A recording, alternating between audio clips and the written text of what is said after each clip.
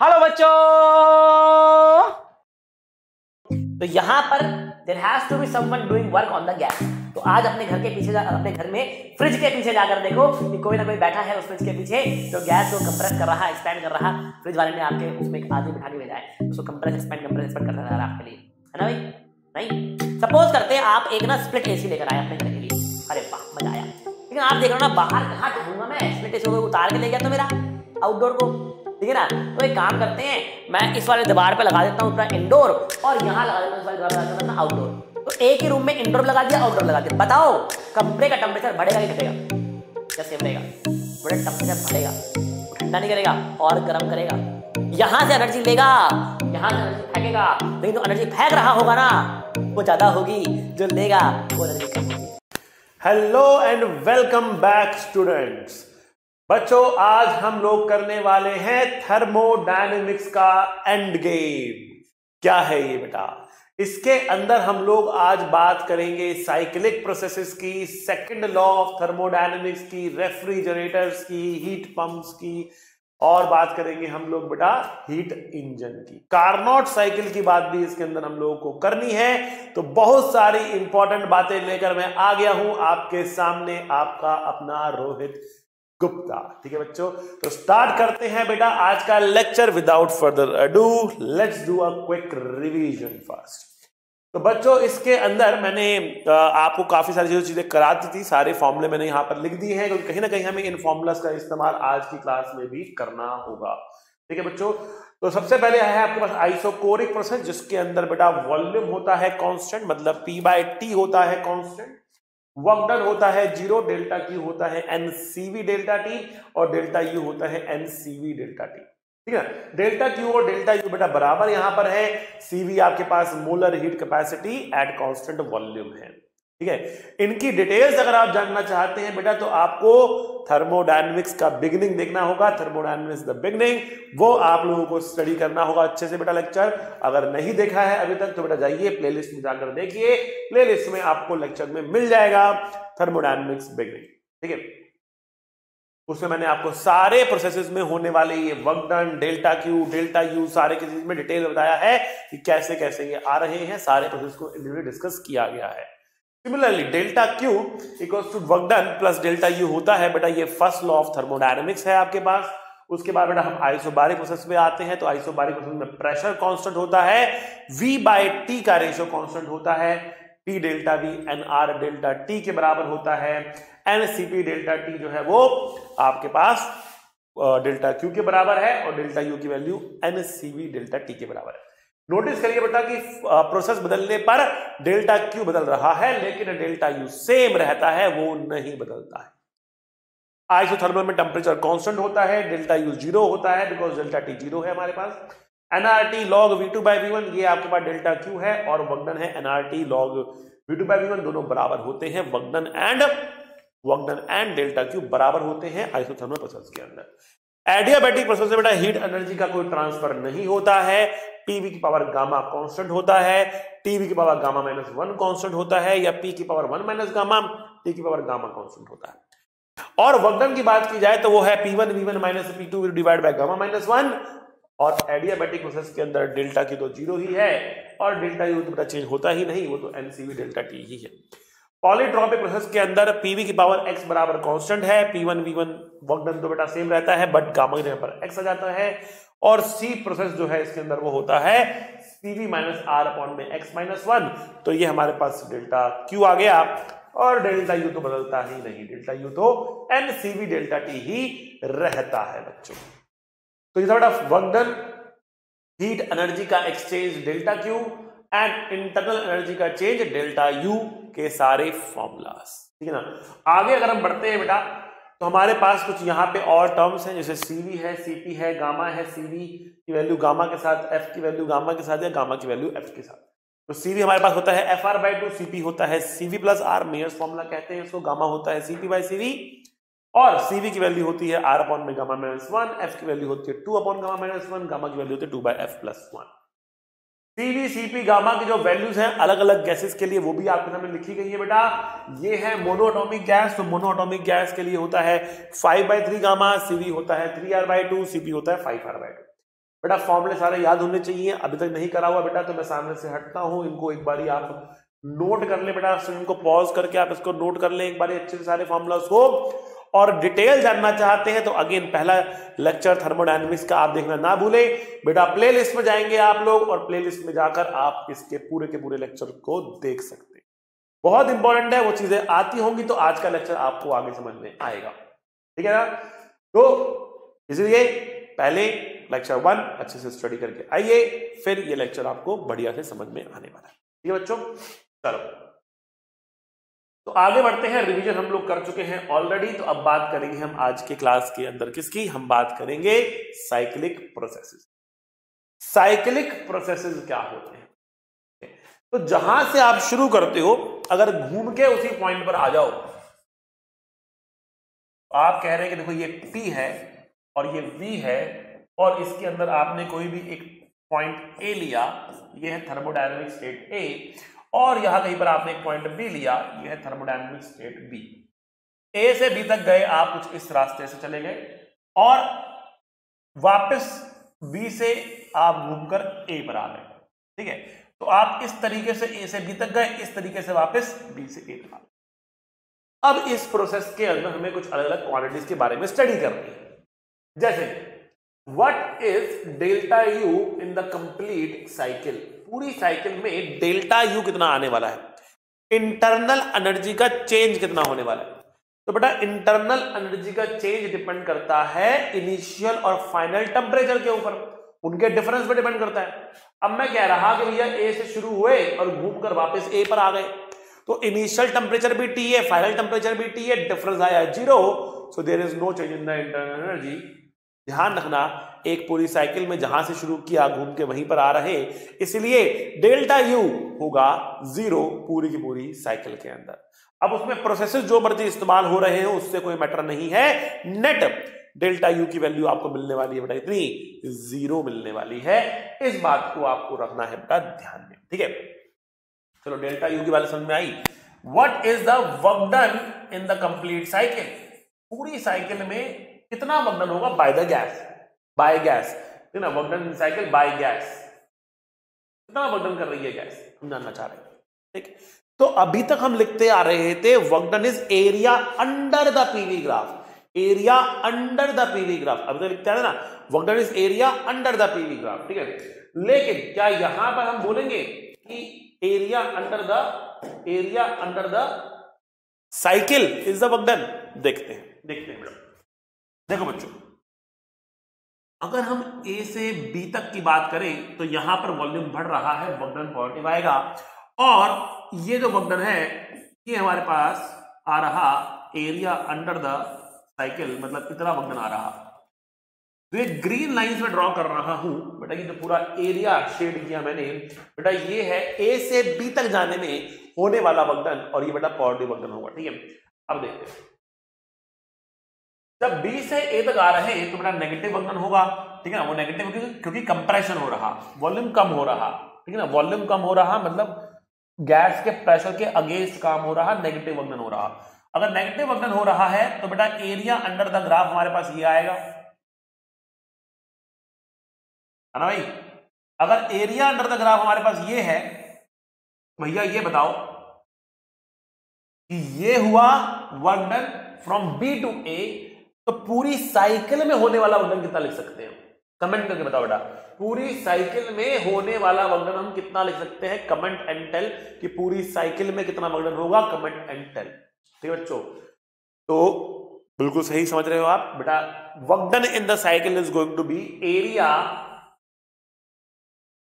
enclosed by cycle, enclosed by the cycle,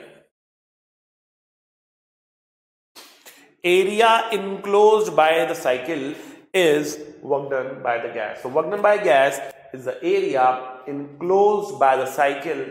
cycle के अंदर जो ये एरिया आ रहा है ना बेटा, ये है आपका, ये एरिया है आपका क्या, work done by the cycle. Work done in the cycle bye the gas is not area under the cycle, it is area enclosed by the cycle। ये डिफरेंस है बेटा, इसको समझना है। नीचे वाला एरिया लेना आपको, इसके अंदर वाला एरिया लेना है, अब अगला कहानी ये आती है कि भैया वर्क डन पॉजिटिव होगा कि नेगेटिव होगा, वर्क डन पॉजिटिव होगा कि नेगेटिव होगा।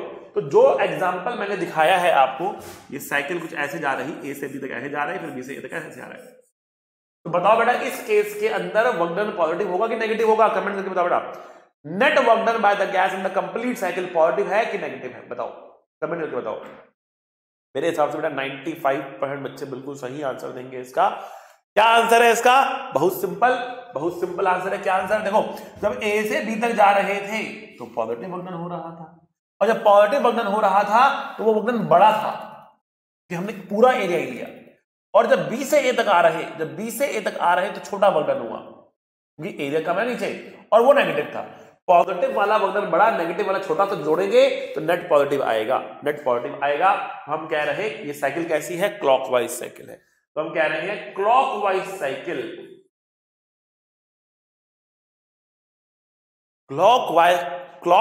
Cycle implies positive work done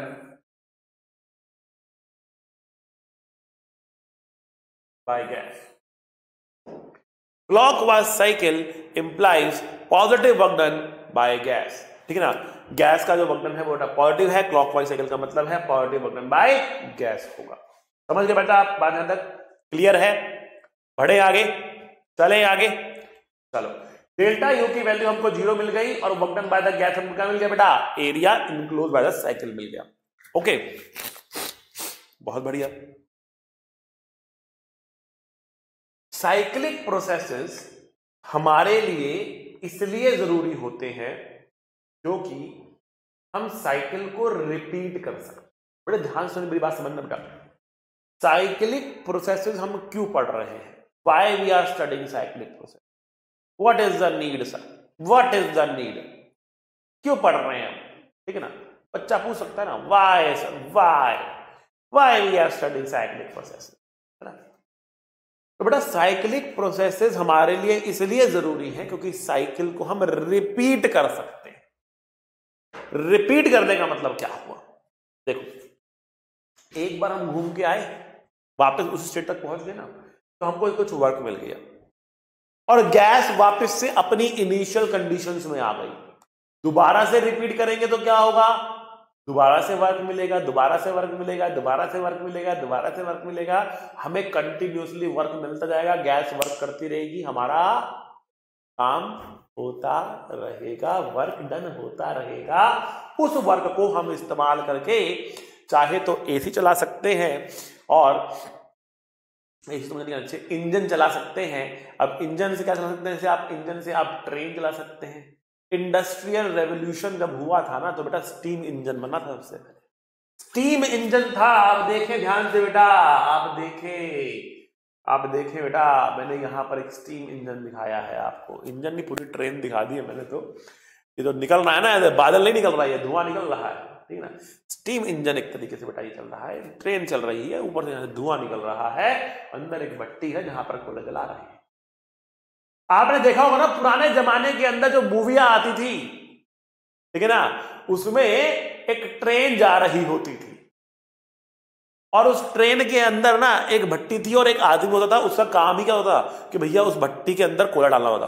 वो फावड़ा होता, उसके सामने फावड़ा, और उस फावड़े से कोयला उठाया, भट्टी में डाला, कोयला उठाया, भट्टी में डाला, ठीक है। फिर डाकू आए, डाकू, ठीक है ना, घोड़े पे आ रहे डाकू, घोड़ा पे डाकू आ रहे हैं आपके, ठीक है ना। अब उन डाकुओं को काम नहीं, सबसे पहले जाकर उसी आदमी को पकड़ते थे जो कोयला डाल रहा था, उसी को, वो टारगेट होता था, प्राइम टारगेट, कि भैया उसको पकड़ो जो कोयला डाल रहा है, जो कोयला डाल रहा है उसको पकड़ लिया आपने तो काम बन गया। ट्रेन पे कब्जा, ट्रेन हाईजैक, फिर हम डालेंगे कोयला, हम चलाएंगे ट्रेन को, ठीक है ना। तो वहां पर क्या हो रहा है?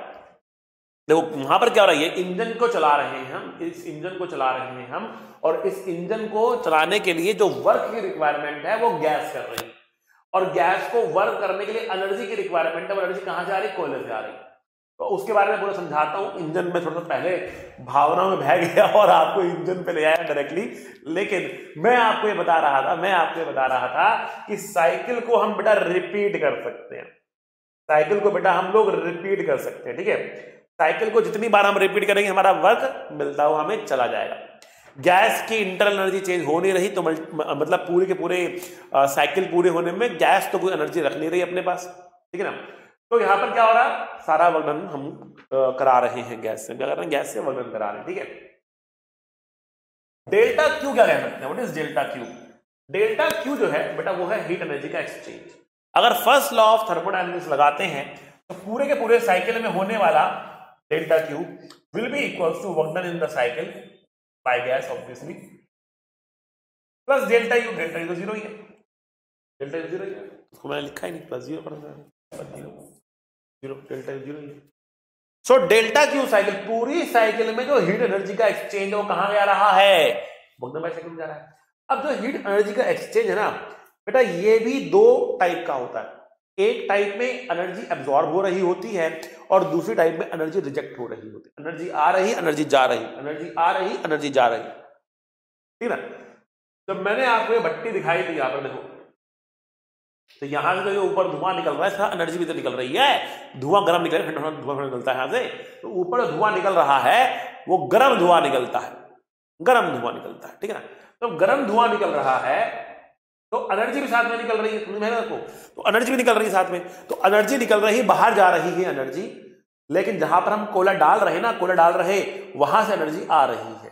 बड़ा गैस जो है वो कुछ एनर्जी ले रही है, कुछ एनर्जी दे रही है।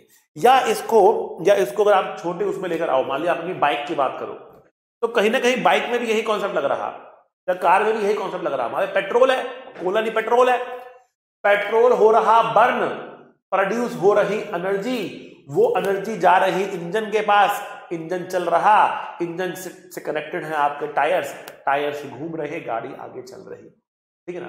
तो ये सारा काम किसका बेटा, इंजन का काम होता है, ठीक है ना। बट अगेन हम इंजन पे अभी जंप ना करके पहले डेल्टा क्यू की बात कर रहे हैं। हम डेल्टा क्यू भी दो टाइप का होता है बेटा, एक होता है इसमें Q1, एक होता है इसमें Q2।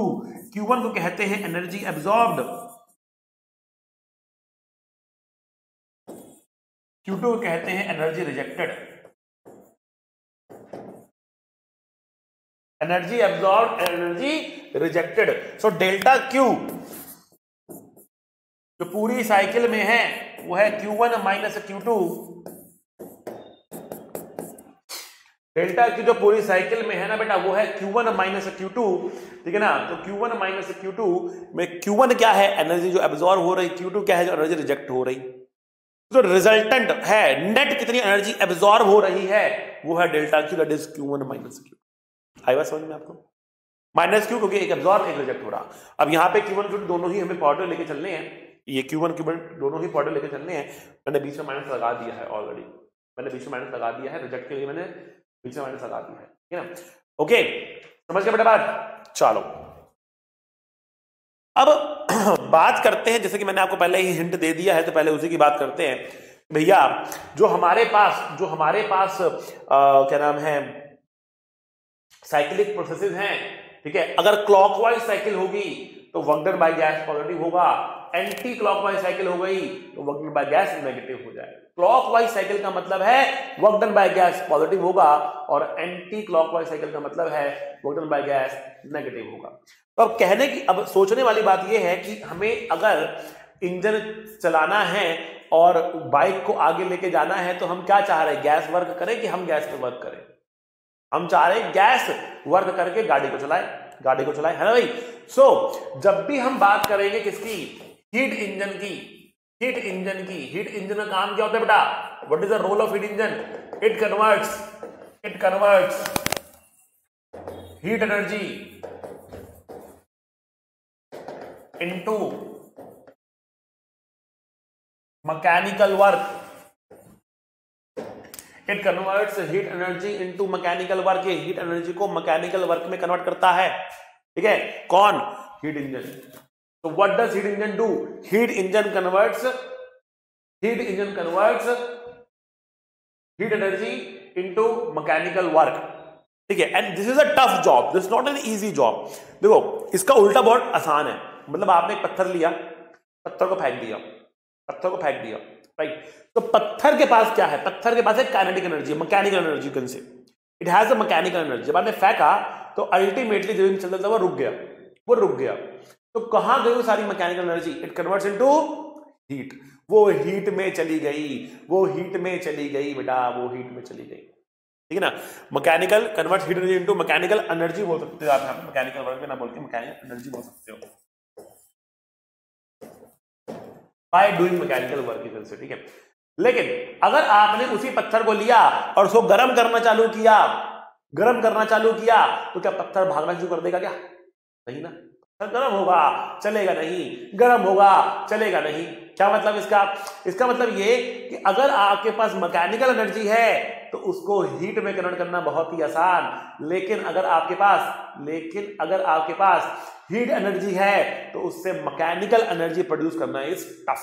उसके लिए लगता है एक पूरा इंजन, और जो हीट इंजन होता है वो बेस्ड होता है, it is based upon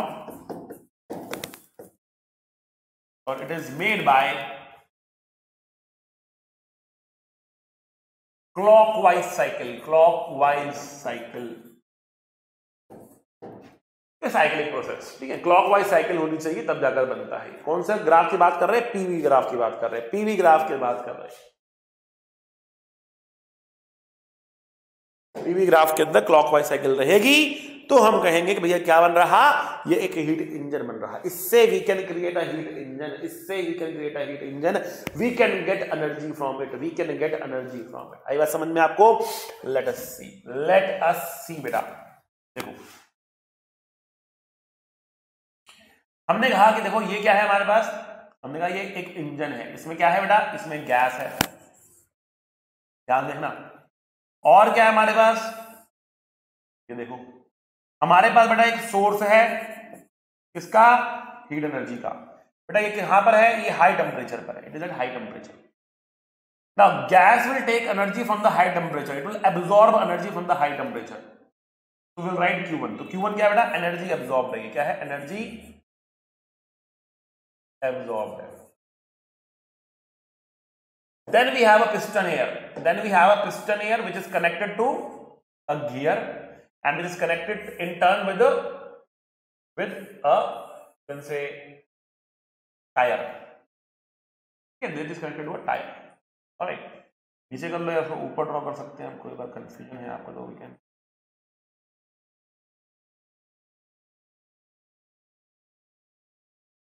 draw in this manner.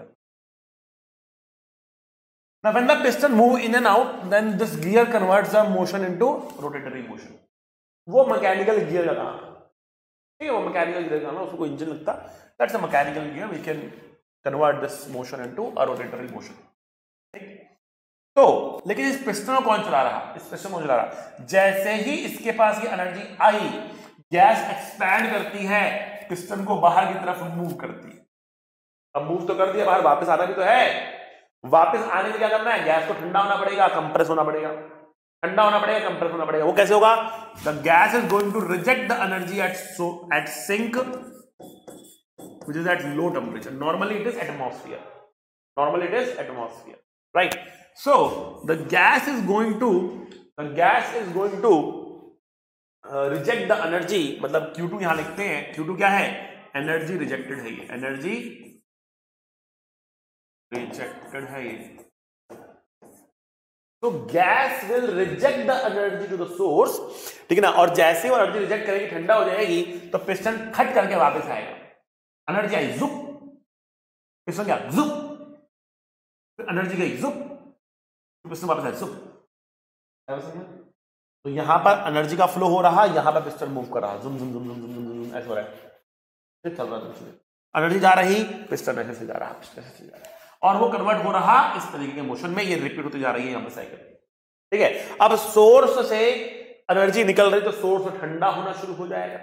Source को गर्म करने के लिए इसको एनर्जी प्रोवाइड करनी पड़ेगी।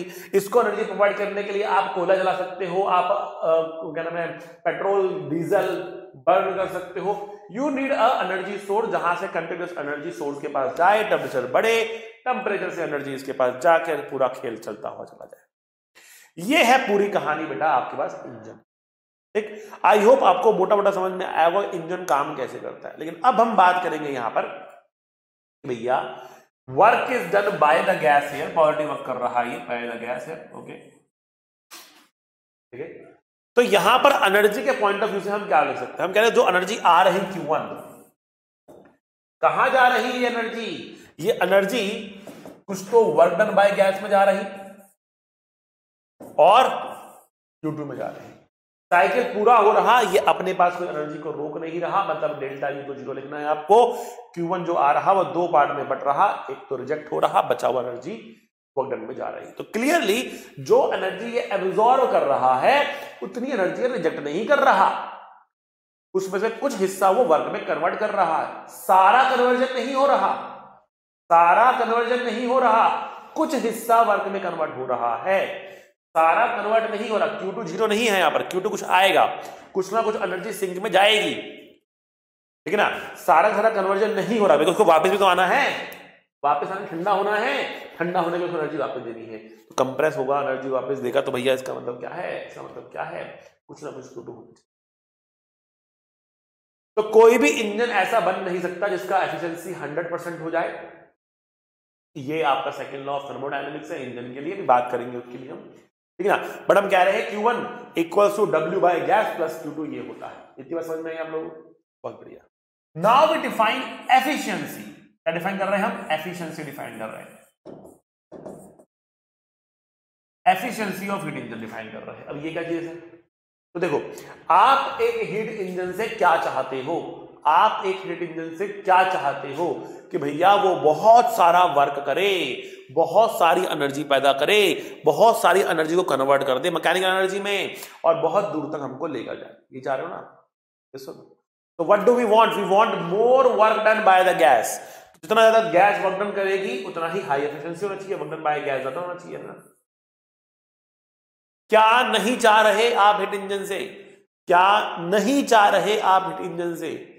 हीट इंजन क्या ना करे या क्या कम से कम करे? क्या नहीं चाह रहे आप हीट इंजन से? तो आप नहीं चाह रहे कि हीट इंजन, आप नहीं चाह रहे कि हीट इंजन पेट्रोल ज्यादा वेस्ट करे। भाई पहले ही इतने दाम बढ़ गए हैं पेट्रोल के, इतना महंगा होता जा रहा है पेट्रोल, एनवायरनमेंट भी खराब हो रहा है। तो what do we want? We want कि कम से कम पेट्रोल का इस्तेमाल हो, कम से कम पेट्रोल का इस्तेमाल हो। अगर पेट्रोल का इस्तेमाल कम से कम हो रहा होगा तो हम क्या कहेंगे? हम क्या कहेंगे बताओ मुझे? पेट्रोल का इस्तेमाल अगर कम से कम हो रहा होगा तो हम क्या कहेंगे? तो हम ये कहेंगे कि भैया एफिशिएंसी ज्यादा है। कम पेट्रोल का इस्तेमाल करके ज्यादा वर्क कर दिया तो एफिशिएंसी हाई है, ठीक है ना। कम पेट्रोल मतलब हमें पेट्रोल कम जलाना पड़ रहा, मतलब गैस एनर्जी कम खींच रही, फिर भी वर्क ज्यादा कर रही, मतलब divide by Q1 multiply by 100. If you denote the efficiency in a percentage form, you have to multiply it by 100. अगर आप उसको परसेंटेज में नहीं दिखाते हो,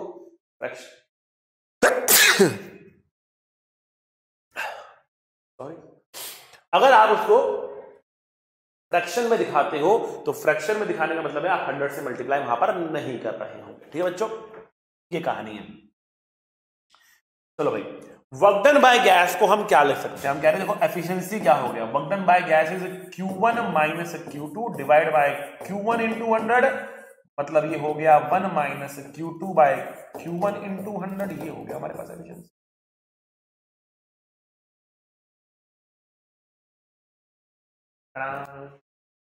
So efficiency is 1 minus Q2 by Q1 into 100. That is the efficiency we are having. ये efficiency है हमारे पास, बस ये फॉर्मूला लगाना है और लाइफ जिंगा कर लेनी है अपनी। तो बच्चों बढ़ते हैं आगे। ये थी कहानी हीट इंजन की, ठीक है। और अभी हम बात करेंगे यहाँ पर क्विकली रेफ्रिजरेटर के बारे में, हीट पंप के बारे में, फिर मैं आपको कार्नोट के बारे में लेके जाऊंगा, कार्नोट साइकिल क्या है, फिर मैं आपको जो है वो लेकर आऊंगा वापस से इन फॉर्मूलाज के ऊपर, बताऊंगा कि कार्नोट साइकिल से अगर हीट इंजन बनाया जाता तो क्या होता, ठीक। बट उससे पहले हम बात करते हैं रेफ्रिजरेटर की।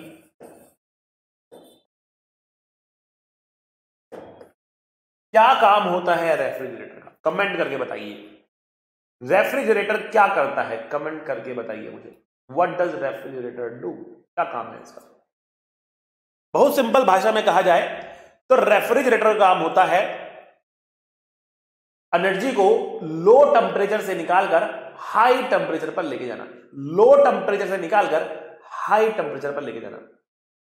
अब आप कहोगे सर ऐसा तो होता नहीं है, energy travels from high temperature to low temperature, that is a natural flow of heat, that is a natural flow of heat, that energy travels from high temperature to low temperature. देखो refrigerator आपने कहां देखा है? Fridge में देखा होगा ना, fridge में आप सबके घर में फ्रिज होगा, ठंडा पानी पीते हैं आप गर्मियों के अंदर, है ना। जो फ्रिज है, फ्रिज में लगता है रेफ्रिजरेटर, ठीक है ना, उसमें होता है आपका रेफ्रिजरेटर, ठीक है। अच्छा, रेफ्रिजरेटर क्या करता है? ठंडा करता है, आपको ठंडा करता है, क्या करता है? ठंडा करता है। किसको ठंडा करता है? गर्म जगह को ठंडा करता है, ये ठंडी जगह को और ठंडा करता है। ध्यान सोच के बताओ, बेटा बहुत ध्यान से सोच के बताओ मुझे कि रेफ्रिजरेटर क्या करता है। क्या रेफ्रिजरेटर ठंडी जगह को ठंडा करता है या गर्म जगह को गर्म ठंडा करता है? तो कुछ बच्चे कहेंगे सर गर्म जगह को ठंडा करता है, तो बेटा नहीं, नहीं, रेफ्रिजरेटर ठंडी जगह को और ठंडा और ठंडा और ठंडा कर रहा है। भाई टेम्परेचर अगर आप देखें फ्रीजर में जाकर तो नेगेटिव में होता है, पानी में जम चुका होता है और उसमें से एनर्जी वो और निकाल रहा है और एनर्जी निकाल रहा है, उसको और ठंडा कर रहा, उसको और ठंडा कर रहा या उसकी ठंड को मेंटेन कर रहा, ठीक है। तो रेफ्रिजरेटर का काम है जहां पर टेम्परेचर कम है वहां से एनर्जी खींचना और वो एनर्जी कहां फेंक रहा? पीछे, ठीक है ना। अगर आप रेफ्रिजरेटर के पीछे जाकर देखो तो आपको वहां पे गर्मी का एहसास होगा, वहां से गर्मी निकलती हुई आपको फील होगी, रेडिएटर लगा होगा उसके पीछे जहां से एनर्जी बाहर की तरफ फेंकी जा रही है, ठीक है बच्चों। अच्छा जी, तो रेफ्रिजरेटर का काम है to flow the heat energy from low temperature to high temperature, ठीक है। हीट एनर्जी को फ्लो करना है लो टेम्परेचर से हाई टेम्परेचर की तरफ, ठीक है बेटा। ये है रेफ्रिजरेटर का काम, to flow the heat energy from low temperature to high temperature, that is what refrigerator do. Low temperature से हाई टेम्परेचर की तरफ हीट एनर्जी को फ्लो करवाता है कौन? रेफ्रिजरेटर। तो refrigerator flow the heat energy from low temperature to the high temperature. I hope this is clear, okay. चलो कैसे बनाए इसको? Again we have a gas, ठीक है, और ये गैस एनर्जी लेने वाली है Q1 कहां से? लो टेम्परेचर से, मतलब जो आपका सोर्स रहेगा ना इस बार एनर्जी का वो लो टेम्परेचर पर होगा। लेकिन लो टेम्परेचर से एनर्जी ले कैसे सकती है? लो टेम्परेचर से एनर्जी ले कैसे सकती है गैस? ये एनर्जी लेने के लिए ना इसको अपना टेम्परेचर इस सोर्स से भी कम करना पड़ेगा। एनर्जी टीएल से निकालने के लिए इसको अपना टेम्परेचर टीएल से भी कम करना पड़ेगा। तो ये अपना टेम्परेचर टीएल से भी कम कर लेगा ना, तब जाकर ये टीएल से क्यों एनर्जी निकाल पाएगा। तो अपना टेम्परेचर गिराएगा कैसे? ये अपने आप गैस अपना टेम्परेचर गिरा सकती है, ठीक है ना। तो there has to be someone जो कि इस गैस को क्या करे? एक्सपैंड करे, खींचकर इसको एक्सपैंड करे, जबरदस्ती इसको एक्सपैंड करे। जब गैस को एक्सपैंड किया जाएगा तो गैस क्या होगी? ठंडी पड़ जाएगी, उसका वॉल्यूम बढ़ रहा होगा, टेम्परेचर गिर जाएगा, ठीक है ना। जब आप उसको एक्सपैंड करेंगे तो बेटा टेम्परेचर क्या होगा? बेटा फॉल करेगा, ठीक है। अब जैसे ही टेम्परेचर इसमें फॉल किया और टेम्परेचर घट के टीएल से भी कम हो गया, इसने टीएल से एनर्जी निकालना शुरू कर दिया, ठीक। अच्छा, लेकिन इसको सोर्स पे एनर्जी ले लिया इसने, अब सिंक पर एनर्जी इसको जो कि हाई टेम्परेचर पर है वहां पर एनर्जी को फेंकना भी तो है। सिंक जो कि हाई टेम्परेचर पर है वहां पर एनर्जी को फेंकना भी तो है, Q2 भी तो करना है, वहां पे एनर्जी को रिजेक्ट भी तो करना है। तो ये एनर्जी हाई टेम्परेचर पर तभी रिजेक्ट कर पाएगा जब इसका खुद का टेम्परेचर इस TH से ज्यादा होगा, इसका खुद का टेम्परेचर TH से ज्यादा होगा। तो अब इसका टेम्परेचर TH से ज्यादा कैसे हो सकता है? जब इसको कोई कंप्रेस कर, ठीक है। अपने आप उसका टेम्परेचर बढ़ेगा नहीं। अगर TL से एनर्जी ले रहा है तो टेम्परेचर बढ़ते मैक्सिमम टू मैक्सिमम TL हो सकता है। TL से बड़ा टेम्परेचर हुआ तो एनर्जी देना शुरू कर देगा उसको वापस, ठीक है। तो जब एनर्जी ले रहा है तो टीएल से बड़ा टेम्परेचर इसका हो नहीं सकता। टीएच को एनर्जी देने के लिए इसको टेम्परेचर टीएच से बड़ा करना है। तो किस तरीके से ये टीएल से टीएच तक जाएगा, उससे हाई टेम्परेचर तक जाएगा, कोई इसको कंप्रेस करेगा, कोई इसको कंप्रेस करेगा। तो यहां पर वर्क डन ऑन गैस होने वाला है या फिर work done by gas negative होने वाला है। आई बात समझ में आपको? बात समझ में आई आपको?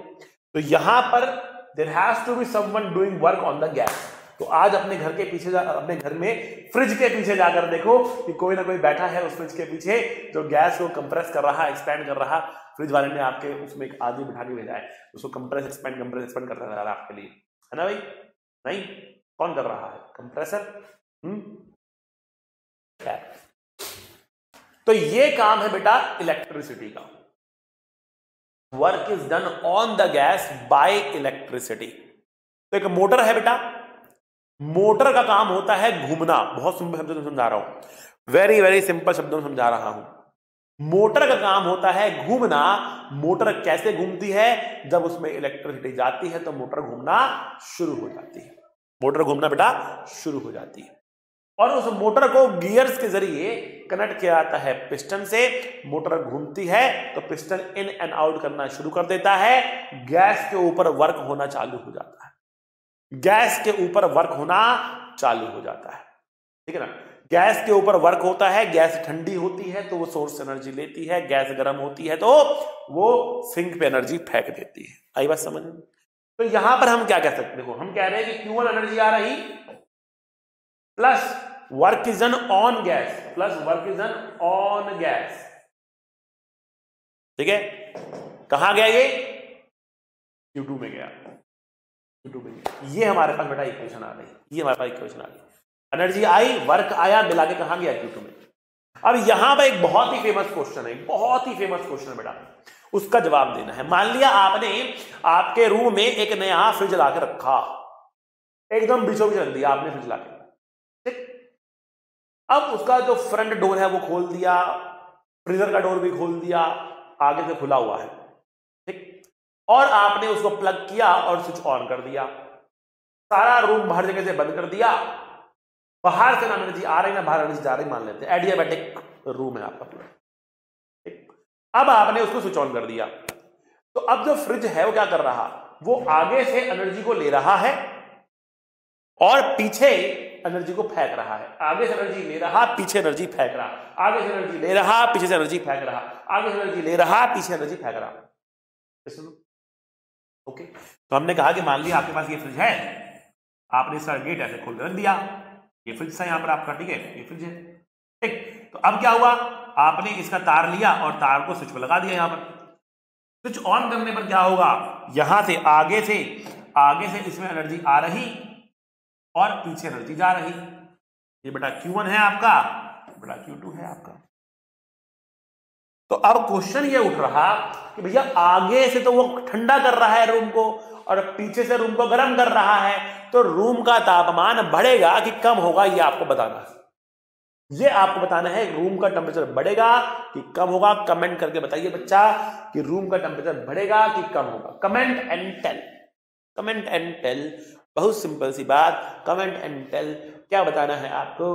आपको बताना है कि टेम्परेचर ऑफ द रूम बढ़ेगा कि घटेगा अगर आपने दरवाजा ऑफ द फ्रिज खोल दिया तो बहुत सारे बच्चे सोचेंगे सर दरवाजा खोला तो कूलिंग इफेक्ट आएगा और रूम को ठंडा होना चाहिए, लेकिन वास्तविकता में बिल्कुल गलत है। लगना फिजिक्स के अंदर सर लग रहा है, गलत हो जाता है, ठीक है?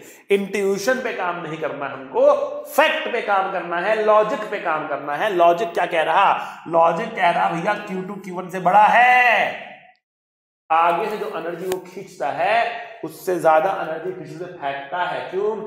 उसको रास्ते में इलेक्ट्रिसिटी की एनर्जी तो मिल रही, यहां से एक तो एनर्जी खींच रहा, फिर यहां से इलेक्ट्रिसिटी की एनर्जी भी आ रही, दोनों को उसने बंडल बनाया और फेंक दिया पीछे एनवायरनमेंट पे, रूम के अंदर, ठीक है बेटा?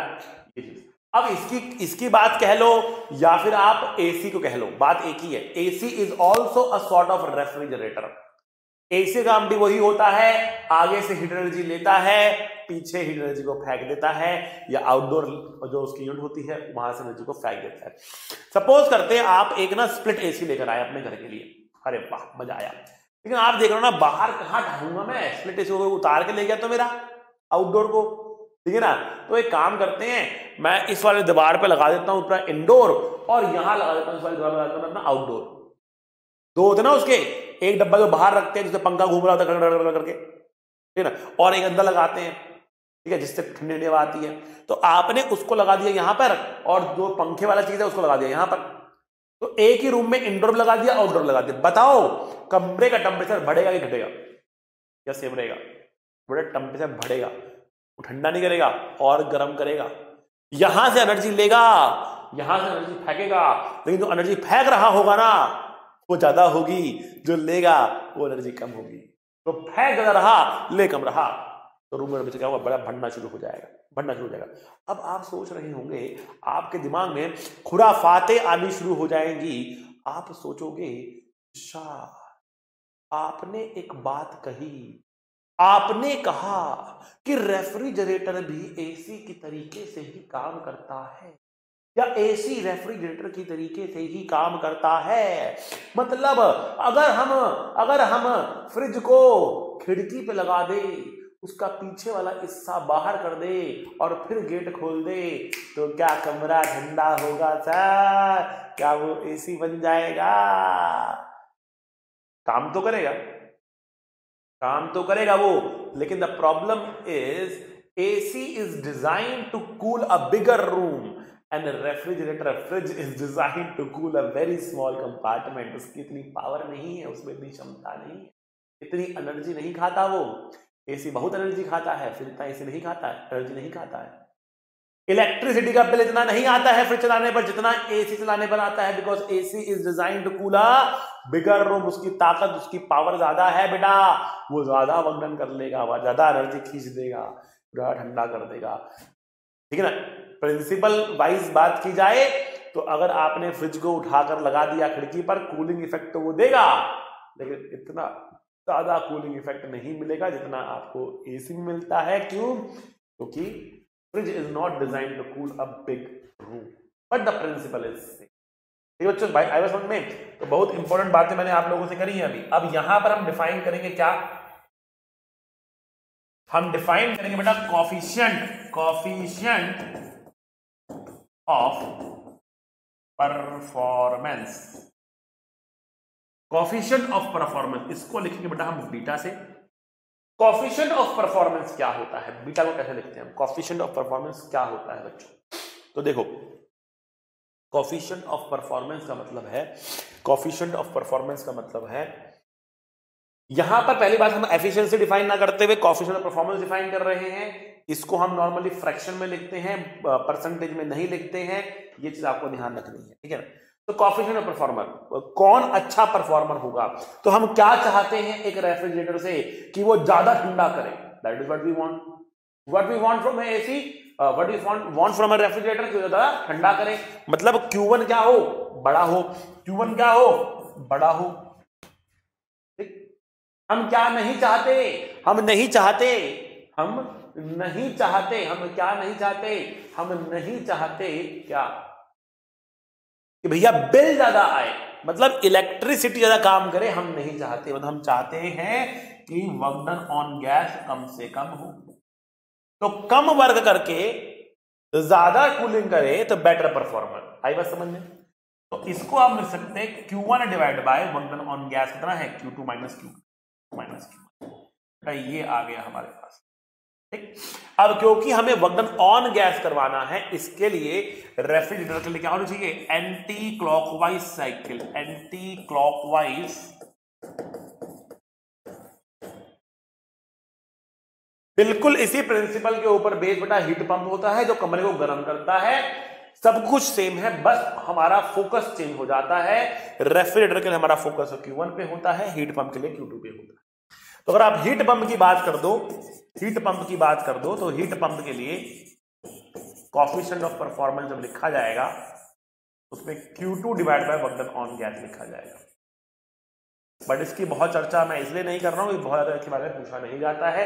मेनली रेफ्रिजरेटर और हीट इंजन के लिए आता है, सब कुछ सेम रहेगा, बस Q2 ऊपर आएगा Q1 की जगह। यहां पर फोकस है कितना ठंडा कर रहा, वहां पर फोकस कितना गर्म कर रहा, कितना एनर्जी को जेट कर रहा। ठीक, यहां पर सोर्स बेटा लो टेम्परेचर पर है, सिंक हाई टेम्परेचर पर है, हीट इंजन में अलग था। तो बेटा ये फॉर्मूले अब आपको याद कर लेने हैं, बिल्कुल आपको सिंपल फॉर्मूला बेस्ड क्वेश्चन, निहायत सिंपल क्वेश्चन आते हैं और जरूर आते हैं इनके ऊपर क्वेश्चन, ध्यान रखना, निहायत सिंपल क्वेश्चन आते हैं, ठीक है ना।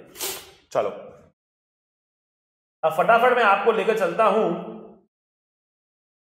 सेकेंड लॉ ऑफ थर्मोडायनेमिक्स के अंदर, और फिर मैं आगे आपको कार्नोट के बारे में बताऊंगा, ठीक है। तो सेकेंड लॉ ऑफ थर्मोडायनेमिक्स की दो स्टेटमेंट थी बेटा, एक स्टेटमेंट थी आपके लिए हीट इंजन को लेकर, और एक स्टेटमेंट थी आपके पास रेफ्रिजरेटर को लेकर। तो क्या कह रहा, पहली स्टेटमेंट है केल्विन प्लैंक स्टेटमेंट कहते हैं, तो कहता है no process is possible whose sole result is absorption of heat from a reservoir and complete conversion of heat into work. कह रहा है ऐसा कोई भी हीट इंजन नहीं बनाया जा सकता, ऐसा कोई भी हीट इंजन नहीं बनाया जा सकता जो, सिंपल समझा रहा हूं, जो सारी की सारी हु सोल रिजल्ट, मतलब क्या रिजल्ट हो, अल्टीमेट रिजल्ट क्या हो कि सारा का सारा हीट का एब्जॉर्ब करके 100% कंप्लीट 100% हीट को वर्क में कन्वर्ट कर दे, ऐसा पॉसिबल ही नहीं है। कुछ ना कुछ तो हीट का जो है वो रिजेक्शन होगा ही होगा, सारे के सारा हीट एनर्जी एब्जॉर्ब नहीं हो सकता। Not even Carnot cycle. Carnot cycle क्या है मैं बताऊंगा, ठीक है ना। बट केल्विन प्लैंक स्टेटमेंट ये कह रहा कि कोई भी ऐसा साइक्लिक प्रोसेस आप तैयार नहीं कर सकते हैं एक तरीके से, जो कि, या कोई हीट इंजन तैयार नहीं कर सकते हैं जो 100% conversion of heat into work कर दे। सेकेंड स्टेटमेंट है क्लॉसियस स्टेटमेंट। क्लॉसियस स्टेटमेंट कहती है no process is possible whose sole result is the transfer of heat from a colder object to a hotter object. कह रहा है कोई भी ऐसा रेफ्रिजरेटर नहीं बनाया जा सकता जो बिना किसी वर्क के, बिना किसी उसके ऊपर वर्क किए, ठीक है ना, हीट एनर्जी को कोल्ड से हायर पे ले जाए। सोल रिजल्ट का मतलब क्या हुआ कि और कुछ ना हो रहा हो, केवल हीट एनर्जी लो से हाई पर जा रही हो, तो पॉसिबल ही नहीं। हीट हाई से लो पे चली जाएगी बिना किसी वर्क के, लेकिन लो से हाई पर नहीं जाएगी, उसके लिए आपको वर्क भी करना पड़ेगा, कहीं ना कहीं वर्क भी करना पड़ेगा, ये चीज आपको ये कह रहा है, ठीक है। It can be proved that the two statements above are completely equivalent, दोनों एक दूसरे से इक्विवेलेंट ही हैं, बिकॉज ये नहीं किया सकता तो इसलिए ये नहीं हो सकता, ये इक्विवेलेंट ही है, इसको भी प्रूव किया जा सकता है लेकिन प्रूव करने की आवश्यकता है नहीं, ठीक है। चलो बढ़ते हैं आगे, और अब हम बात करेंगे यहां पर बेटा एक स्पेशल साइकिल की जिसका नाम है कार्नोट साइकिल। कार्नोट साइकिल से जो इंजन या रेफ्रिजरेटर बनाए जाते हैं वो परफेक्ट होते हैं, मतलब उससे ज्यादा एफिशिएंसी या परफॉर्मेंस वाले आप तैयार नहीं कर, ठीक है। बिकॉज मैं बहुत डिटेल में नहीं जाऊंगा इसके, हालांकि एनसीईआरटी ने काफी डिटेल में लिखा हुआ है इसके बारे में, रीड दी एनसीईआरटी में, मोटा मोटा जस्ट बता रखा हूं आपको यहां पर। कार्नोट साइकिल के अंदर जो प्रोसेसेस हैं उनको कंप्लीटली रिवर्सिबल लिया गया और क्वासी स्टैटिक माना गया, मतलब कार्नोट साइकिल जो है वो कंप्लीटली रिवर्सिबल साइकिल होगी, बहुत स्लो प्रोसेस चलेंगे, एफिशिएंसी बहुत ज्यादा होगी, 100% नहीं, एफिशिएंसी बहुत ज्यादा होगी बाकियों के कंपैरिजन में, लेकिन वो इंजन बहुत स्लो होगा। सिंपल भाषा में कहूं तो आप अपने घर से निकलेंगे और स्कूल तक पहुंच जाएंगे बहुत कम पेट्रोल खर्च करके, अपनी स्कूटी के अंदर बहुत कम पेट्रोल खर्च करके, लेकिन कब पहुंचेंगे ये पता नहीं, बहुत समय लग जाएगा, साल 2 साल लग सकता है, आई डोंट नो, लेकिन पेट्रोल बहुत कम खर्च होगा, लेकिन चलेगा बहुत धीरे चलेगा, ठीक है ना। तो अब इतना धीरे चल रहा है, अब हटा पैसे निकल जाता हूं, तो इट्स अ थियोरेटिकल इंजन, इसको प्रैक्टिकल बनाने का कोई सेंस नहीं है, बन ही नहीं सकता है, मतलब क्योंकि क्वासी स्टैटिक है, बहुत स्लो प्रोसेस का इसमें हम इस्तेमाल कर रहे हैं, बहुत स्लो प्रोसेस का इसमें हम इस्तेमाल कर रहे हैं, ठीक है बच्चों। तो है क्या चीज, आइए देखते हैं। इसमें हमने यूज करे हैं 4 processes. Process number 1, 2, 3, 1, 2, 3, 4। Process number 1 आपके पास है आइसोथर्मल एक्सपेंशन। प्रोसेस नंबर 2 है आपके पास एडियाबैटिक एक्सपेंशन। प्रोसेस नंबर 3 है आपके पास आइसोथर्मल कंप्रेशन। प्रोसेस नंबर 4 है आपके पास adiabatic compression. Expansion expansion compression compression, ठीक है ना। ये चार प्रोसेस आपके सामने आ गए, ये चारों प्रोसेस आपके सामने आ चुके हैं। अब अगर देखा जाए ध्यान से, तो अगर यहां पे प्रेशर है P1 V1, टेम्परेचर है कुछ T1, तो यहां पर बेटा प्रेशर P2 V2, टेम्परेचर लेकिन वही T1 रहेगा, बिकॉज ये क्या है, आइसोथर्मल है। क्या है बेटा, ये बेटा आइसोथर्मल है, इसे टेम्परेचर चेंज नहीं हो रहा है यहाँ पे, ठीक है। अब देखते हैं यहां पर क्या हो रहा है। यहां पर एनर्जी कुछ एब्जॉर्ब हो रही होगी Q1, यहां पर एनर्जी कुछ एब्जॉर्ब हो रही होगी Q1। एक्सपेंशन हो रहा, वर्क डन पॉजिटिव है, वर्क डन पॉजिटिव है तो Q भी पॉजिटिव आ गया, क्योंकि U तो जीरो है, थर्मल डेल्टा T चेंज नहीं हो रहा, डेल्टा T जीरो आता, ठीक है। एनर्जी हो रही एब्जॉर्ब, ठीक।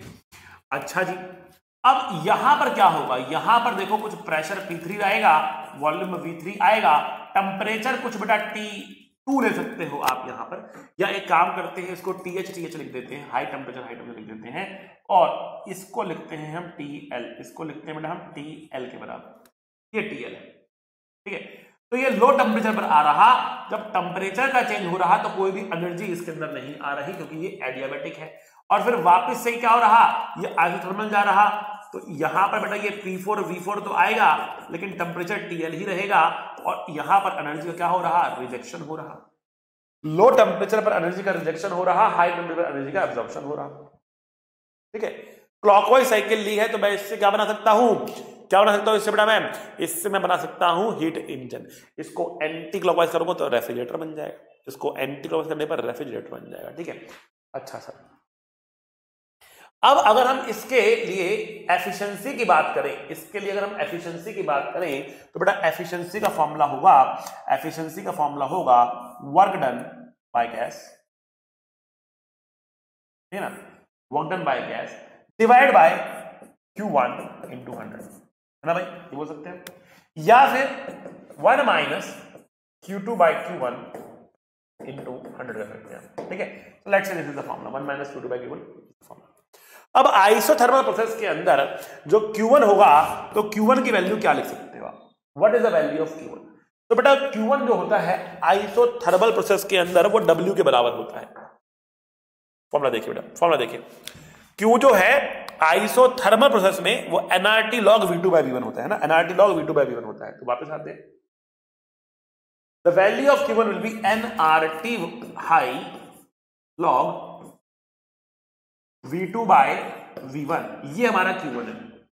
और यहां पर जो Q2 आएगा, यहां पर जो Q2 आएगा, अगेन ये आइसोथर्मल ही तो है, सो nRT low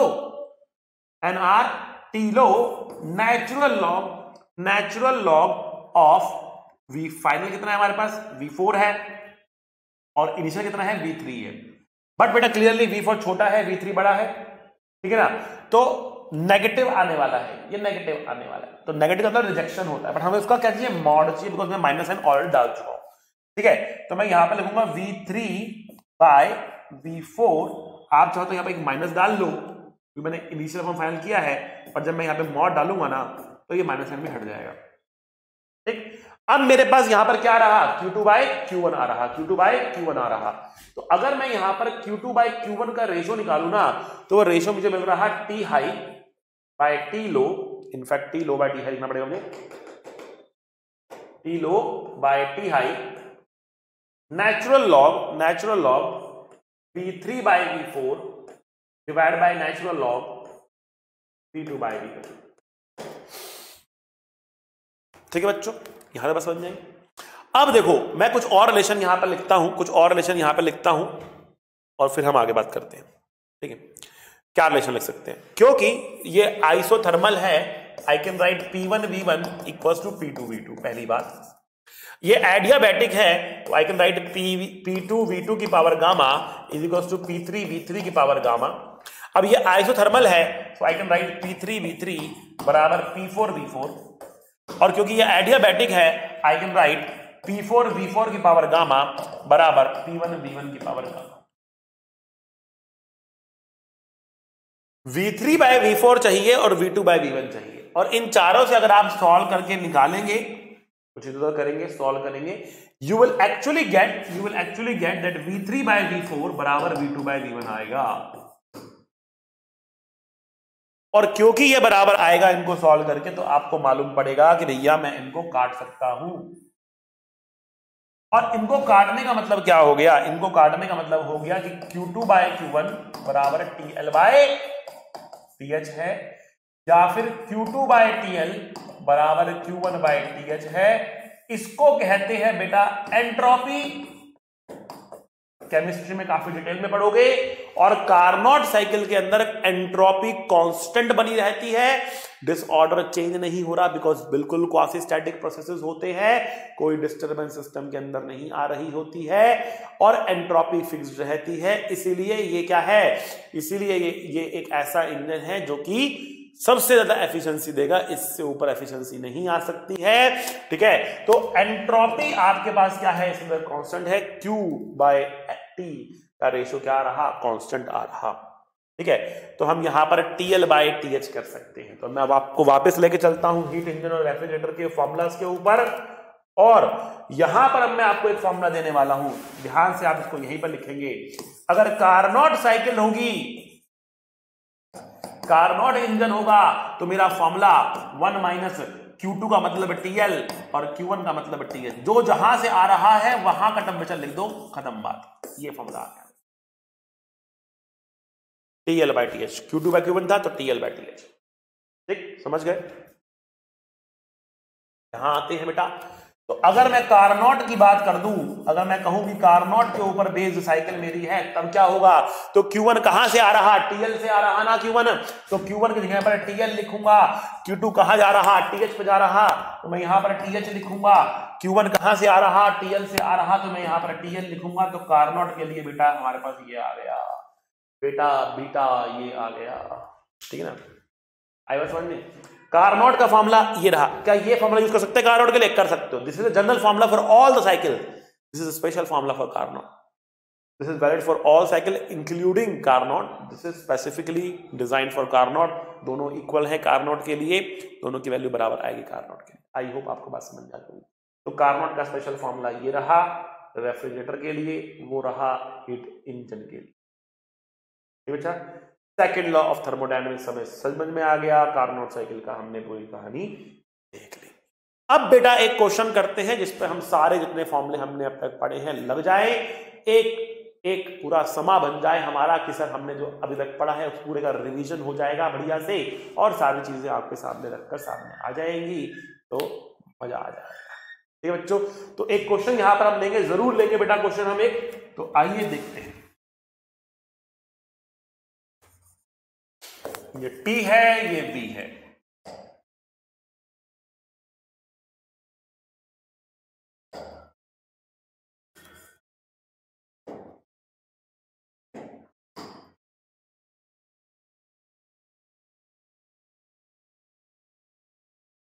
P not, not V not, 3 not.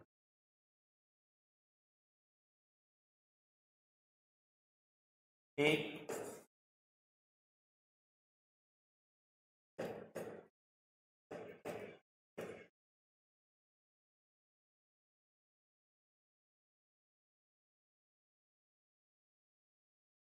cyclic process,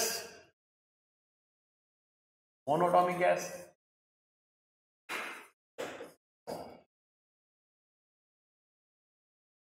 this is a monatomic gas. Okay, चलो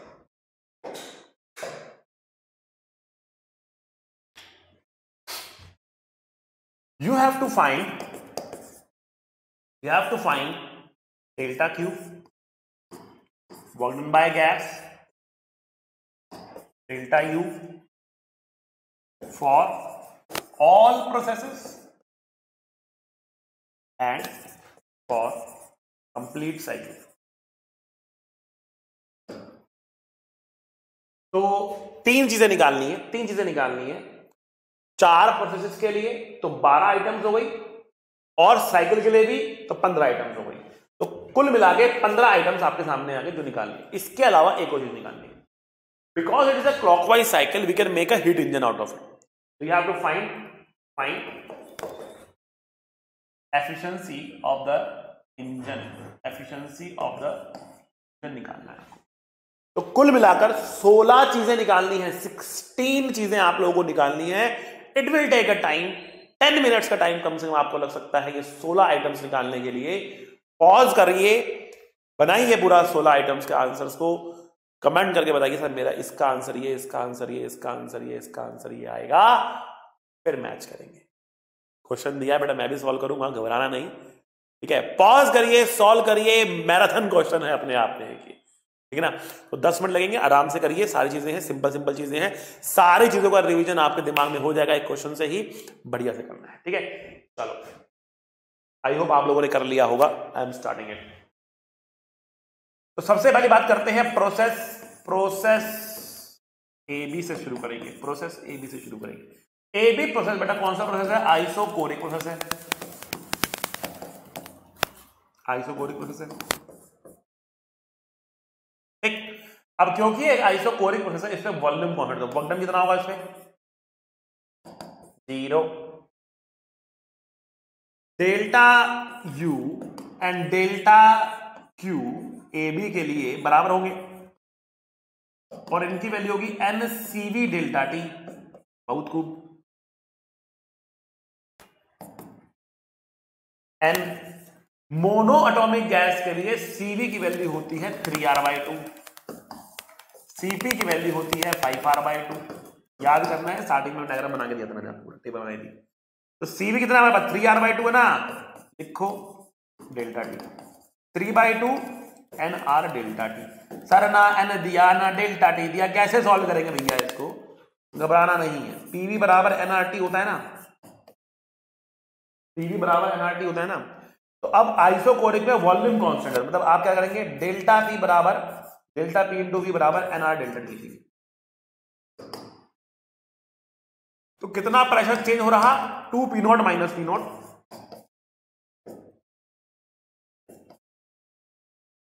ठीक है। और वी कितना है? V not.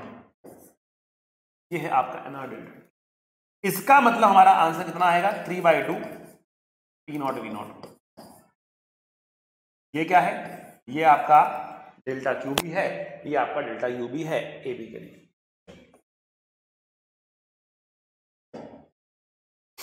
अब बात करते हैं बेटा प्रोसेस बीसी की।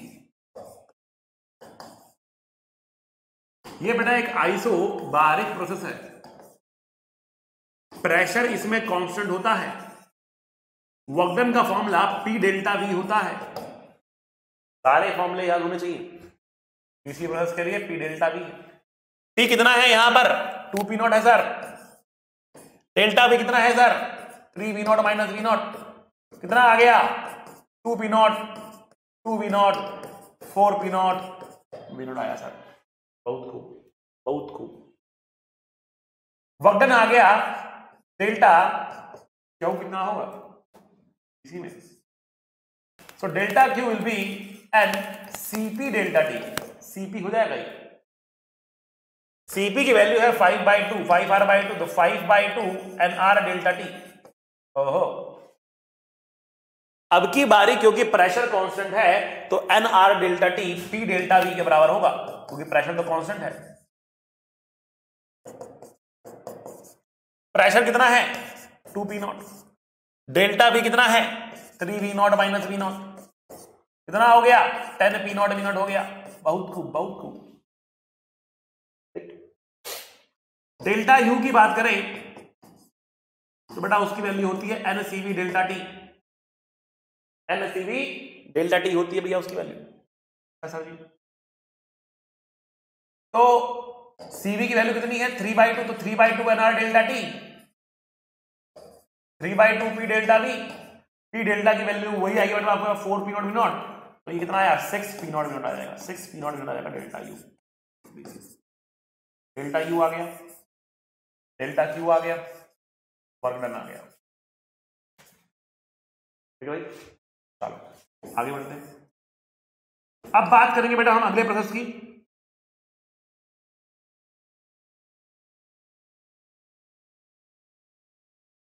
Process CD. CD process isochoric है। आइसोकोरिक है। आइसोकोरिक का मतलब वॉल्यूम है कांस्टेंट, वर्क है 0, डेल्टा क्यू बराबर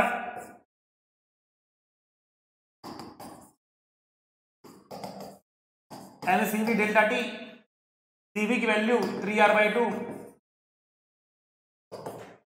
आइसोकोरिक में delta P into V is N R delta T, 3/2 delta P into V. Delta P is negative, घट रहा है 2p0 और v0 घट रहा है तो -p0 आएगा। Delta P is -p0 and v is 3v0। कितना आ रहा? -9p0 v0/2 आ रहा। And the last process is DA process.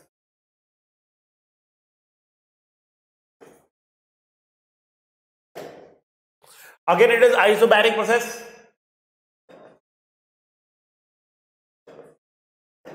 Pressure constant है, work done T delta V, pressure P0 के बराबर है, डेल्टा V नेगेटिव है, -2p0 के बराबर, तो -2p0 v0 आ गया। अब बात करते हैं हम डेल्टा U की, तो वो NCV डेल्टा T होता है, मतलब 3/2 NR डेल्टा T होता है। NR delta T P delta V के बराबर होगा, क्योंकि भैया डेल्टा V क्या है? भैया वेरिएबल है भी, P कांस्टेंट है, तो ये कितना है? -2p0, तो कितना आया? -3p0 v0 आ गया। अब बात करते हैं बेटा डेल्टा Q की। डेल्टा Q में बेटा Cp होता है, तो ये -5p0 v0 आ जाएगा। 3 की जगह पे 5 होगा, बाकी सब कुछ सेम है। ये डीए के लिए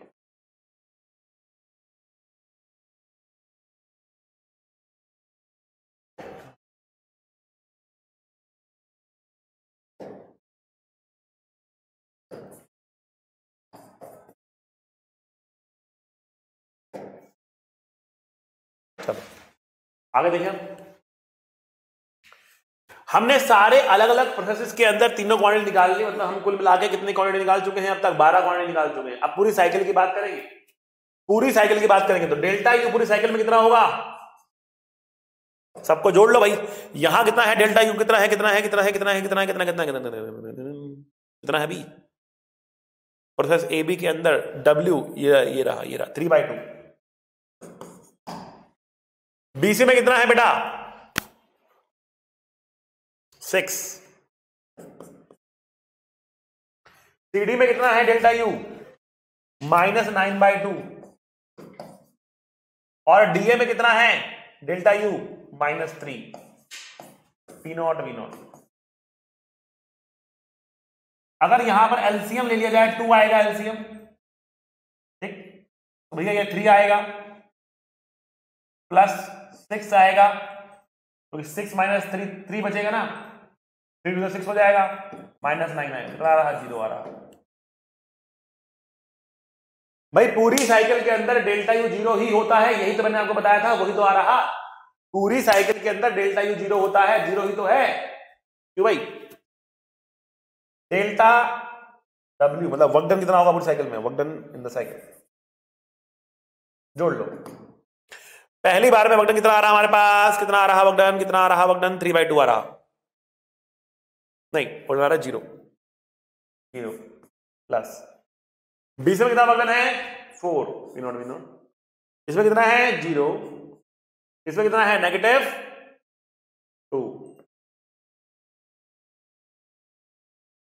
कितना आया बेटा?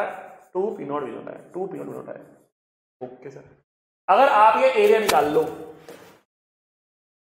तो बेटा ये साइड कितनी है 2p0 2v0 है और ये कितनी है p0 है, तो एरिया कितना आएगा 2 टाइम्स p0 वही तो आ रहा वर्क साइकिल। तो अलग अलग प्रोसेसेस का वर्क निकाल के जोड़ोगे या साइकिल के इनक्लोज एरिया को देखोगे आंसर सेम ही आने वाला है 2p0v0। Q1 कितना है, Q1 है एब्जॉर्ब, पॉजिटिव वाला उठाना है आपको खाली 3/2 और 5/2 नहीं और 10, 3/2 एंड 10। यहां पर तो बेटा नेगेटिव आ गया और यहां पर बेटा नेगेटिव आ गया, तो 3/2 and 10, 3/2 and 10।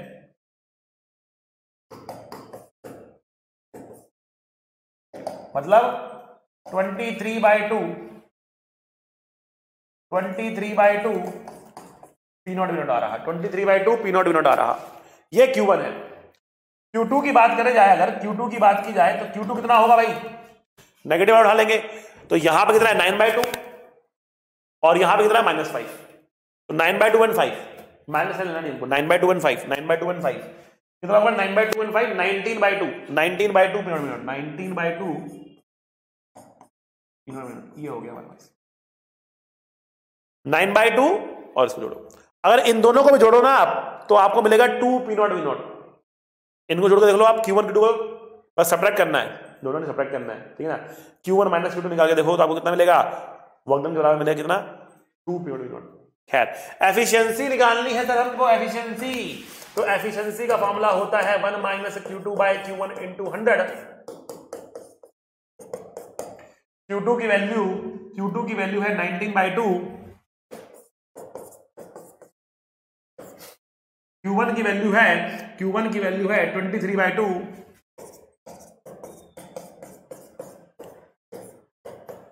into 100, 23 - 19/23 400 divide by 23%, 19% के आसपास, 19-20% के आसपास आपको मिल जाएगा, ये देख लेना कितना आएगा एग्जैक्टली, ठीक है ना। But this is the answer of this question. बच्चों बहुत भोकाल क्वेश्चन था बेटा, बहुत सारा पार्ट्स है इसके अंदर, सब कुछ हमने करा, ठीक है। तो यहां पर खत्म होता है आपका थर्मोडायनेमिक्स का ये था एंड गेम, यहां पर चैप्टर होता है आपका फिनिश, ठीक है। तो बेटा पढ़ते रहिए, मुस्कुराते रहिए, be a good human being. मिलेंगे अगले लेक्चर में, तब तक के लिए सी यू, टाटा, बाय बाय। पढ़ाई करते रहें, ऑल द वेरी बेस्ट।